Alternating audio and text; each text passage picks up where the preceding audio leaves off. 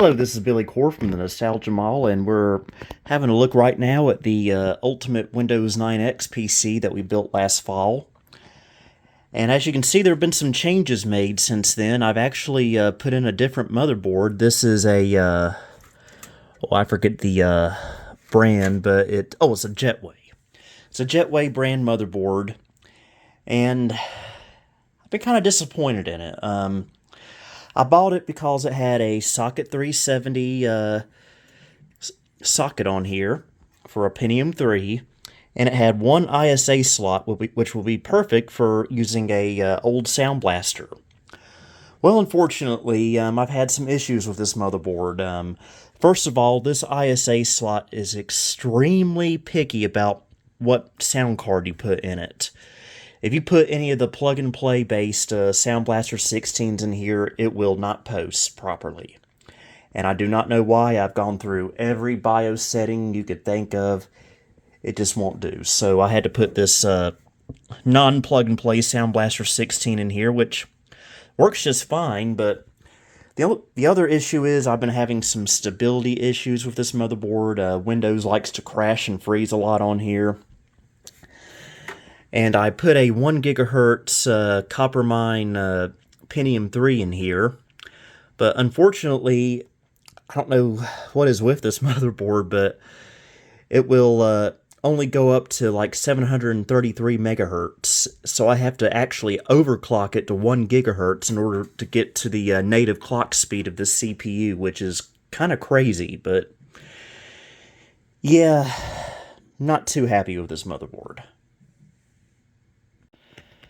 So in today's video, we're going to replace it with what I hope will be a much more reliable motherboard that I just got in from eBay. This actually came from Canada.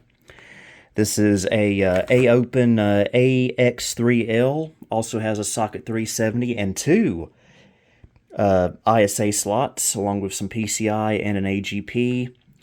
And it also has onboard sound, which is a ESS Solo 1, which, from what I've heard, has really good DOS compatibility, so we might not even need a ISA sound card in here. We'll have to wait and see. So I'm going to go ahead and put this motherboard in.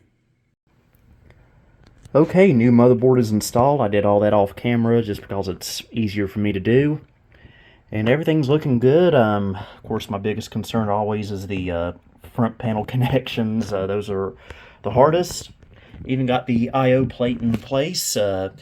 It's not the one that came with this motherboard, but it's close enough. Only thing it's missing is the Ethernet port, but you can't win them all, so there's a little bit of a hole right there. So let's go ahead and hook this up and see if we can get any life out of it. Okay, got it hooked up. We'll go ahead and grab an SD card for it to boot off of. We'll just go with trusty Windows 98.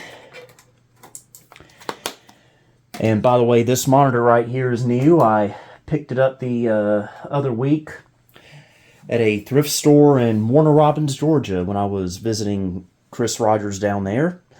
And it works great. It's good because this is a beige computer KVM'd with a black computer, my Windows XP machine over here. So having a silver monitor makes things a little bit neutral. And it looks pretty good if you ask me. So, enough dilly-daddling. Let's see if we can get some life. Once I plug power up to it. Okay, where's the cord? Mess of cables back here. Alright. I can already tell I got the power LED wrong.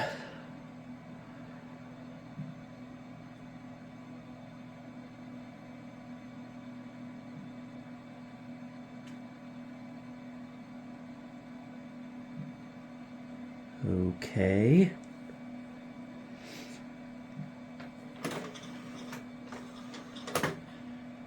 I don't think it's posting.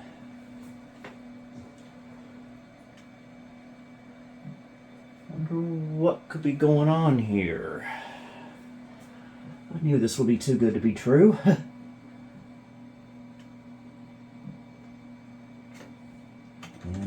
keyboard. Dead as a doornail. Try it without the SD card and see.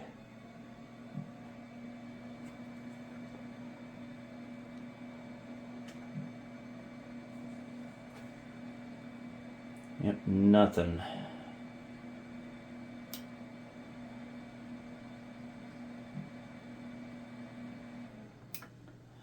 Well, let me do some troubleshooting off camera and see what the deal is. Okay, I have a theory as to why this is not posting.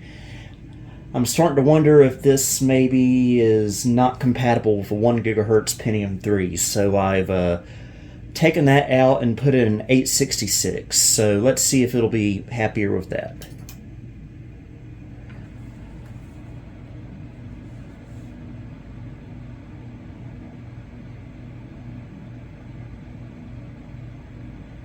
Doesn't look like it. I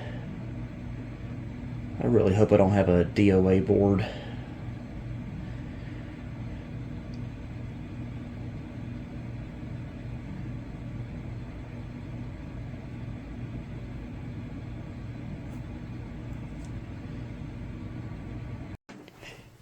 Maybe 667 megahertz?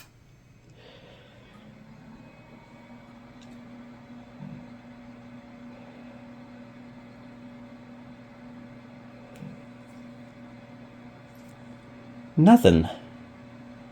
I don't get it. What is the deal here?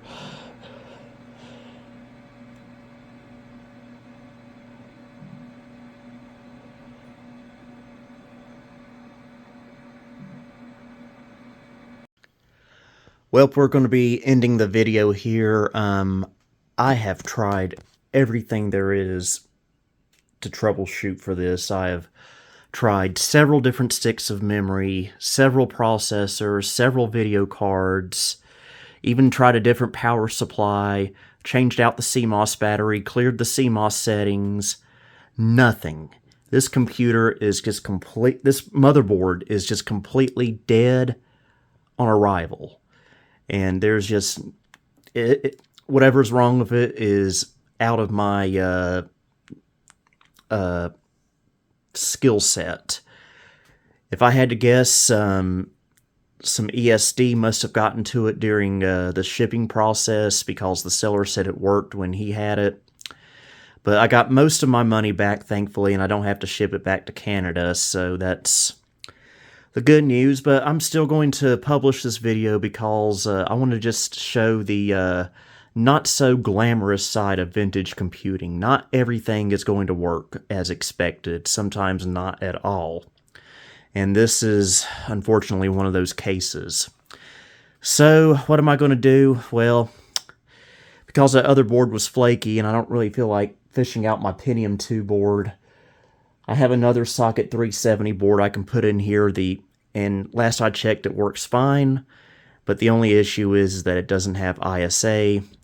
So I'm going to be stuck with PCI sound cards that may or may not work well with DOS. So yeah, this is just the reality, folks. There's nothing I can do. So anyway, I hope you did find some enjoyment in this video. Until next time, this is Billy Core, signing off. Thank you for visiting the Nostalgia Mall. If you liked what you saw, please like, subscribe, and follow me on Facebook, Twitter, and Instagram. You may also support me on Patreon if you would like. Until next time, this is Billy Core, signing off.